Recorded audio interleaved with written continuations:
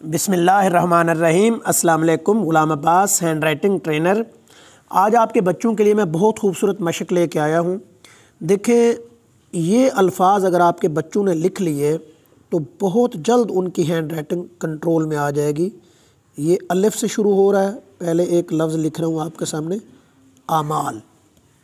फिर एक लफ्ज़ है वो भी अलिफ से शुरू होता है, और ये देखें, ये लफ्ज़, ये एक एक लफ्ज़ ऐसा है कि अगर आपका बच्चा इस पे प्रैक्टिस करेगा तो उसके कई अल्फाज ठीक होना शुरू हो जाएंगे। बहुत सारे अल्फाज वो बेहतरीन बना लेगा। अमवात, ये देखें, जब अलिफ दरमियान में आएगा तो खला में रहेगा। जैसे मैंने पहले बताया था आपको कि ये देखिए, अगर मैं आवान लिखूँगा तो ये पहला अलिफ ऐसा है, दूसरा जो है ना वो छोटा होगा, खला में रहेगा दूसरा अलिफ। अब देखिए एक लफ्ज़ है असहाब, ये देखिए असहाब, बे आपका ठीक होगा, नून की शक्ल ठीक होगी तो ये लफ्ज़ अलिफ ठीक होगा। तो इससे आपको अंदाज़ा नहीं है कि कितने लफ्ज़ आपके ठीक हो जाएंगे। एक लफ्ज़ है, ये देखें, इसरार। दोबारा देखिए इसको, इसरार। और इसी तरीके से एक लफ्ज़ है असराफ, ज़्यादा खर्च करना। बहुत अहम है। देखिए यहाँ पे आपको अलिफ भी लिखना आ रहा है, बोट भी, मून भी। अब देखिए बहुत अहम लफ्ज़ है तशरीह। ये एक दंदाना दूसरा, और ये उभरा हुआ तीसरा दंदाना है शीन के, और ये तशरीह। और इसके साथ लफ्ज़ है तफरीह, तफरीह। ये देखिए, मैंने आपसे बात पहले भी की है कि फ़े जब लफ्ज़ के दरमियान में आता है तो वो ये शक्ल अख्तियार कर लेता है, गोलाई वाली, ये ऐसे। तफसीर, या जैसे हम लिखते हैं तफसीरुल कुरान।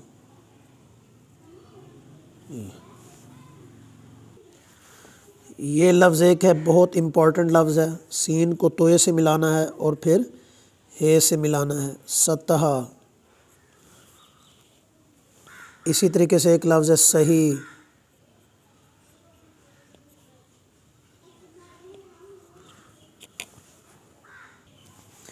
ऐसे देखें, एक लफ्ज़ है खशखाश, ये देखें खशखाश, बहुत अहम लफ्ज़ है। बत्तख एक लफ्ज़ है, परिंदे का नाम है, ये देखिए बत्तख। इसको भी बहुत ज़रूरी है प्रैक्टिस करना। अब देखिए लफ्ज़ है बख्शिश। दोनों शीन लफ्ज़ के दरमियान में आ गए हैं तो दोनों दंदाने, वैसे अगर दो शीन इकट्ठे आ जाए तो एक स्लाइड वाला होता है और एक दंदाने, जैसे कोशिश। अब देखें, ये अलहदा शीन आ गया तो एक स्लाइड और एक दंदाने। लेकिन जब दोनों शीन लफ्ज़ के मिड में आ जाए तो फिर स्लाइड नहीं लगानी, फिर सब दंदाने होंगे। लफ्ज़ है मुअर्रिखीन, मुअर्रिखीन। मीम का मुंह पीछे होगा, जब मीम को वाव से मिलाएंगे तो मीम का मुंह पीछे रहेगा ऐसे, और यहाँ से मुअर्रिखीन। और ऐसे ही जब मीम को आप जीम से मिलाएंगे तो मीम का मुंह आगे होगा। देखें इधर मीम का मुंह आगे है, ये मजालिस।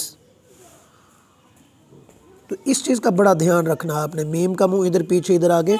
ये आप देखें, मैं लफ्ज़ लिख रहा हूँ आराब, ये यहाँ से ऐन आएगा ऐसे, और अलिफ दरमियान में, ये आइन रे अर ऐसे लिखा जाएगा। लेकिन अगर मैं लिखता हूँ एतराफ़ तो फिर ये देखें, ये यहाँ से ऐसे कर दूँगा, ये ते और ये।